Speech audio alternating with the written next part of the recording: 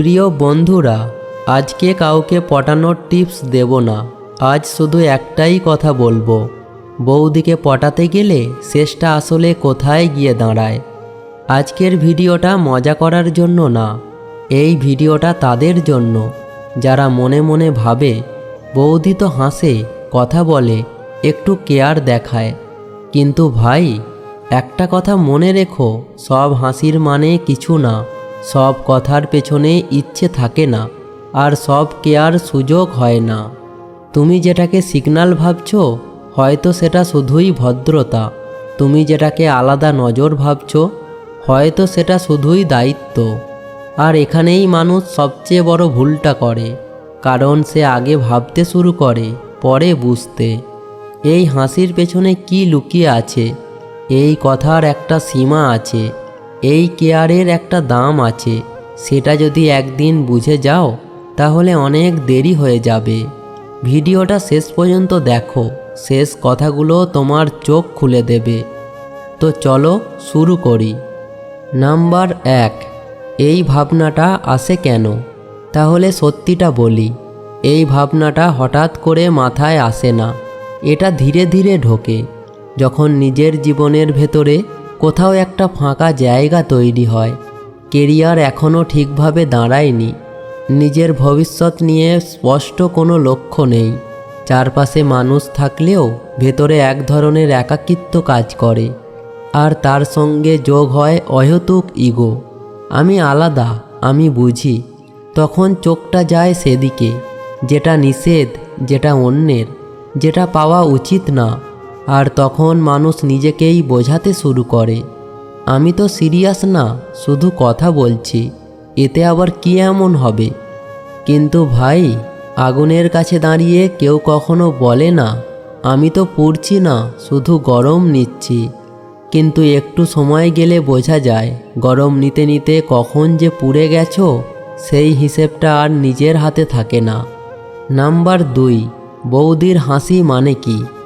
একটা কথা আগে পরিষ্কার করা দরকার, বৌদি হাসে কারণ সে ভদ্র, বৌদি কথা বলে কারণ সে মানুষ, বৌদি একটু কেয়ার দেখায় কারণ সে বয়সে ও দায়িত্বে বড়। আর বড় মানুষেরা অনেক সময় না চেয়েও দায়িত্ব দেখায়, এগুলো তার স্বভাব, এগুলো তার বেড়ে ওঠা, এগুলো কোনো সিগন্যাল না। কিন্তু তুমি যদি ভাবো এই হাসির ভেতরে আলাদা কিছু আছে, এই কথার মানে অন্য, তাহলে ভাই তুমি প্রেমে পড়োনি, তুমি নিজের কল্পনার সাথে কথা বলছো। একজন বিবাহিত নারীর জীবনে একটা সংসার আছে, প্রতিদিনের দায়িত্ব আছে, মান সম্মান আছে, আর আছে সমাজের চোখ। সে জানে একটা ভুল বোঝাবুঝি কতটা বড় ঝামেলা তৈরি করতে পারে, তাই সে যতটা খোলে তার চেয়ে 10 গুণ বেশি সাবধান থাকে। সে অনেক কিছু জানে কিন্তু সব দেখায় না, অনেক কিছু বোঝে কিন্তু সব বলে না। যেটাকে তুমি সহজ ভাবছো সেটা আসলে তার নিজের সীমা, নিজের সংসার, নিজের সম্মান বাঁচিয়ে চলার চেষ্টা। নাম্বার 3, আমি তো আলাদা।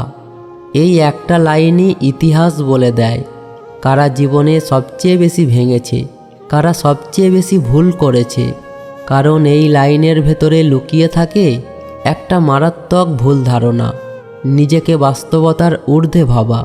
তুমি ভাবো আমি স্পেশাল, আমি লিমিট জানি, আমি কোথায় থামতে হয় বুঝি। আর ওদিকে সে ভাবে এই লোকটা আলাদা, এই লোকটা নিরাপদ, এ সমস্যা করবে না। এইখানেই শুরু হয় আসল বিপদ। তুমি ভুল করো কারণ তুমি ভাবো সব কিছু তোমার কন্ট্রোলে, সে ভুল করে কারণ সে ধরে নেয় তুমি কখনো সীমা পার করবে না। কিন্তু বাস্তবতা একটাই, মানুষ নিজের মুখে যতই বলুক আমি আলাদা, ভুল করার সময় সবাই একরকম হয়ে যায়। সীমা একদিন না একদিন কথায় ভাঙে, চ্যাটে ভাঙে, নজরে ভাঙে, আর যেদিন সেই সীমা ভাঙে সেদিন আর কেউ আলাদা থাকে না। ভুলের দাম তখন একজন একা দেয় না, দুজনকেই একসাথে দিতে হয়। সম্মান, বিশ্বাস আর শান্তি সব একসাথে গিয়ে দাঁড়ায় বাজিতে। নাম্বার 4, বাস্তব ঘটনা শেষটা যেখানে গিয়ে দাঁড়ায়। এটা কোনো সিনেমার গল্প না, এটা একেবারে বাস্তব। একটা ছেলের সাথে পাড়ার এক বৌদির শুরুটা ছিল একদম স্বাভাবিক। হাই হ্যালো দুটো কথা, সাধারণ ব্যবহার। ছেলেটা ভাবতো আমি তো কিছু করছি না, শুধু কথা বলছি। আর বৌদি ভাবতো ও ছোট, ও নিরাপদ। কিন্তু ধীরে ধীরে কথা বাড়ল, মেসেজ বাড়ল, সীমাটা আর পরিষ্কার রইল না। একদিন স্বামীর সন্দেহ হলো, ফোন চেক হলো, চ্যাট খুলল। তারপর যা হয়, পাড়ায় বদনাম, কাজের জায়গায় ফিসফাস, পরিবারের চোখে বিশ্বাস শেষ। বৌদি কাঁদল, ক্ষমা চাইল, সংসার বাঁচিয়ে নিল। আর ছেলেটা থেকে গেল একটা নাম নিয়ে। ওই ছেলেটার উপর ভরসা করা যায় না। প্রায় সব গল্পের শেষটা ঠিক এখানেই এসে দাঁড়ায়। নাম্বার 5, আসল ক্ষতিটা কোথায়? এই গল্পে সবাই ভাবে ক্ষতি বুঝি শুধু একটা সম্পর্কে হয়, কিন্তু সত্যিটা আলাদা। এই ভুলে তুমি হারাও নিজের সম্মান, মানুষের বিশ্বাস আর নিজের ভবিষ্যতের উপর কন্ট্রোল। এই ট্যাগটা লেগে যায়, এই লোকটা বিশ্বাসযোগ্য না। আর এই ট্যাগ চেষ্টা করলেও সহজে ওঠে না। আজ না হোক বা কাল, কাজের জায়গায়, পরিবারে, সম্পর্কের ক্ষেত্রে এই বদনামটাই আগে কথা বলে। আর সবচেয়ে বড় ক্ষতি কি জানো? তুমি ধীরে ধীরে নিজের চোখেই ছোট হয়ে যাও, কারণ ভেতরে ভেতরে তুমি জানো ভুলটা তুমি করেছিলে। নাম্বার 6, পুরুষের আসল শক্তি কি? পুরুষের আসল শক্তি কখনো অন্যের দুর্বলতাকে কাজে লাগানো নয়। আসল শক্তি হলো নিজেকে কন্ট্রোলে রাখা। যে পুরুষ নিজের চোখ সামলাতে পারে না, সে জীবনের বড় সিদ্ধান্তও সামলাতে পারে না। আর যে নিজের লোভ থামাতে পারে না, সে কখনো বিশ্বাসযোগ্য হয় না। আসল পুরুষ সে না যে অন্যের সংসারে ঢোকার সাহস দেখায়।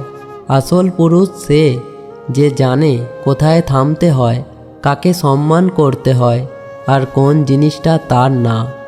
কারোর হাসিকে সুযোগ বানানো সহজ, কিন্তু সেটা চরিত্রের জয় না, ওটা নিজের হার।